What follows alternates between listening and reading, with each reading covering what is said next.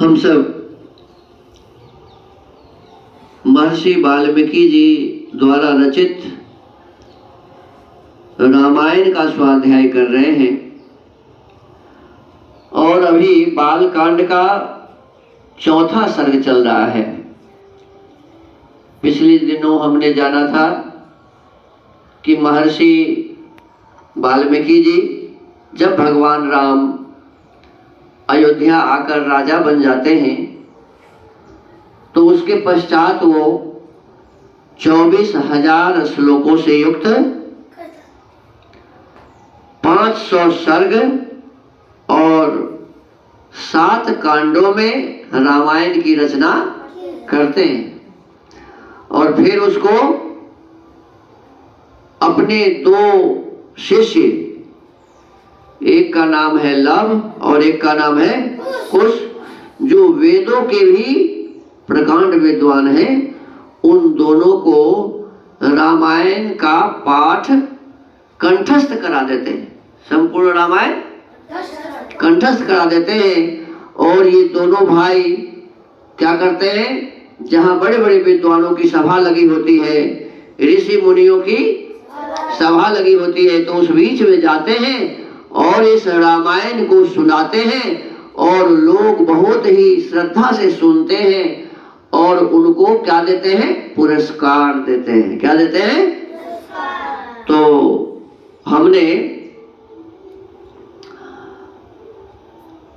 यहाँ तक पढ़ा था कि उनको कोई मुनि मृग चर्म देते हैं, कोई कलश प्रदान करते हैं, कोई वस्त्र देते हैं।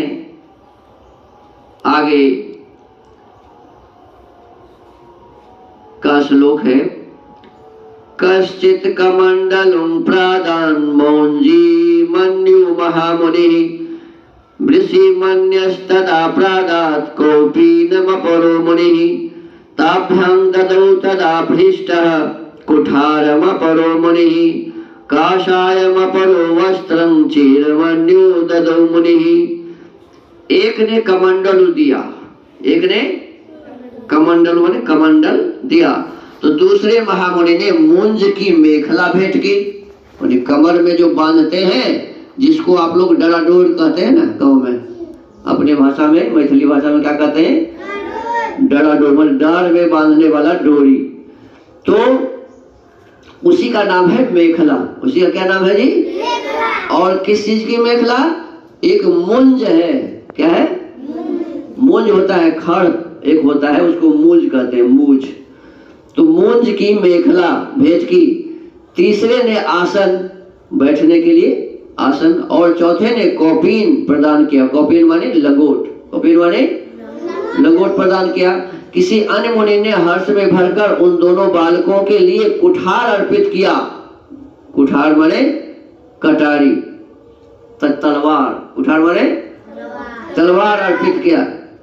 किसी ने गेरुआ वस्त्र दिया।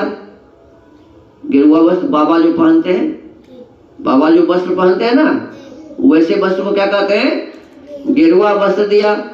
तो किसी मुनि ने चीर भेंट किया। चीर भी कपड़ा को ही कहते हैं। चीर को किसको कहते हैं? कपड़ा को ही कहते हैं। जटा बंधन मन्यस्तु काष्ठरज्जुं मुदान्वितः यज्ञ भाण्ड मृषि कश्चित् काष्ठभारं तथा परः औदुम्बरिं वृषि वन्य स्वस्तिकी चित्तदा वदन् आयुष्यमपरे प्राहुर्मुदा तत्र महर्षयः ददुश्चैवं वरान् सर्वे मुनयः सत्यवादिनः। किसी दूसरे ने आनंद मग्न होकर जटा बांधने के लिए रस्सी दी, तो किसी ने समिधा बांधकर लाने के लिए डोरी प्रदान की। एक ऋषि ने यज्ञ पात्र दिया, तो दूसरे ने काष्ठभार समर्पित किया। किसी ने गूलर की लकड़ी का बना हुआ पीढ़ा अर्पित किया। कुछ लोग उस समय आशीर्वाद देने लगे, बच्चों तुम दोनों का कल्याण हो। क्या आशीर्वाद देने लगे? तुम दोनों का कल्याण हो। दूसरे महर्षि प्रसन्नता पूर्वक बोल उठे, तुम्हारी आयु बढ़े, तुम्हारी आयु बढ़े। इस प्रकार सभी सत्यवादी मुनियों ने उन दोनों को नाना प्रकार के वर दिए, उन्हें वरदान दिए। आश्चर्यमिदमाख्यानं मुनिना संप्रकीर्तितं परं कवीनाम् आधारं समाप्तं च यथाक्रमम्। महर्षि वाल्मीकि द्वारा वर्णित यह आश्चर्यमय काव्य परवर्ती कवियों के लिए श्रेष्ठ आधारशिला है। श्री रामचंद्र जी के संपूर्ण चरित्रों का सब क्रमशः वर्णन करते हुए इसकी समाप्ति की गई है। अब यहाँ कहते हैं कि वाल्मीकि जी द्वारा जो रचित काव्य है वह श्रेष्ठ है, श्रेष्ठ आधारशिला है उसका, और संपूर्ण चरित्र रामचंद्र जी के जितने चरित्र सभी का उसमें वर्णन किया गया है और फिर इसकी समाप्ति की गई है। अभिगीतमिदंगीतं सर्वगीतिषु कोविदं आयुष्यं पुष्टिजननं सर्वश्रुति मनोहरम। संपूर्ण गीतों के विशेषज्ञ राजकुमारों, यह काव्य आयु एवं पुष्टि प्रदान करने वाला तथा सबके कान और मन को मोहने वाला मधुर संगीत है। तुम दोनों ने बड़े सुंदर ढंग से इसका गान किया है। किसने कहा? मुनियों ने कहा, विद्वानों ने कहा। प्रशस्यमानौ सर्वत्र कदाचित् तत्र गायकौ रथ्यासु राजमार्गेषु ददर्श भरताग्रजः स्ववेश्म चानीय ततो भ्रातरौ सकुशीलवौ पूजयामास पूजार्हौ रामः शत्रुनिबर्हणः आसीनः काञ्चने दिव्ये स च सिंहासने प्रभो उपोपविष्टैः सचिवैः भ्रातृभिश्च समन्वितः दृष्ट्वा तो रूपसम्पन्नौ विनीतौ भ्रातराभुवौ उवाच लक्ष्मणं रामः शत्रुघ्नं भरतं तथा श्रूयतामेतदाख्यानमनयोर्देववर्चसुः विचित्रार्थपदं सम्यक् गायकौ समुचोदयत्। एक समय सर्वत्र प्रशंसित होने वाले राजकुमार कुश और लव अयोध्या की गलियों और सड़कों पर रामायण के श्लोकों का गान करते हुए विचर रहे थे। ध्यान दीजिए क्या कहा जा रहा है। एक समय ऐसा आया जब लव और कुश कहाँ चले गए?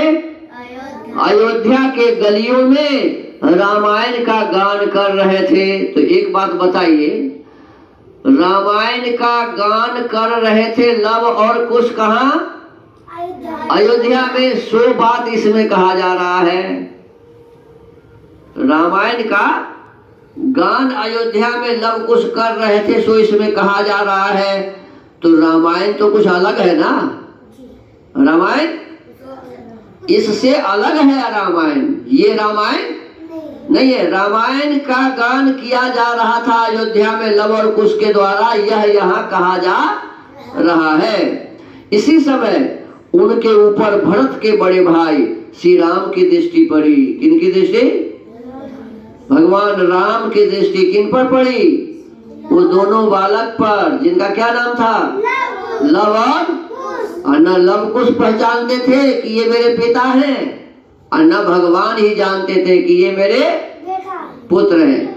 उन्होंने इन समादर योग्य बंधुओं को अपने घर बुलाकर, भगवान ने उन्हें बुलाया, उनका यथोचित सम्मान किया। किनको? वो दोनों भाई को। तदनंतर शत्रुओं का संहार करने वाले श्री राम सुवर्णमय दिव्य सिंहासन पर विराजमान हुए। उन दोनों को बुलाया, सिंहासन पर बैठ गए। उनके मंत्री और भाई भी उनके पास ही बैठे थे। किनके भाई? भगवान राम जी के मंत्री लोग और तीनों भाई, चार भाई थे ना राम जी, तो तीन भाई और भगवान राम स्वयं सभी बैठे थे। उन सब के साथ सुंदर रूप वाले उन दोनों विनयशील भाइयों की ओर देखकर श्री रामचंद्र जी ने भरत, लक्ष्मण और शत्रुघ्न से कहा, ये देवता के समान तेजस्वी दोनों कुमार विचित्र अर्थ और पदों से युक्त मधुर काव्य बड़े सुंदर ढंग से गाकर सुनाते हैं। रास्ते पर गाते हुए उन्होंने सुना और उनको घर में बुलाया और भाई को क्या बोला कि तो बहुत सुंदर ढंग से काव्य सुनाते हैं, तुम सब लोग इसे सुनो। क्या कहा? तुम सब लोग इसे सुनो, यूं कहकर उन्हें उन दोनों भाइयों को गाने की आज्ञा दी। तो चापि मधुरं रक्तं स्वचित्तायतनिः स्वनम् तन्त्रीलय बदत्यर्थं विश्रुतार्थमगायताम् ह्लादयत् सर्वगात्राणि मनंसि हृदयानि च श्रोत्राश्रय सुखं गेयं तद्बभौ जन संसदि।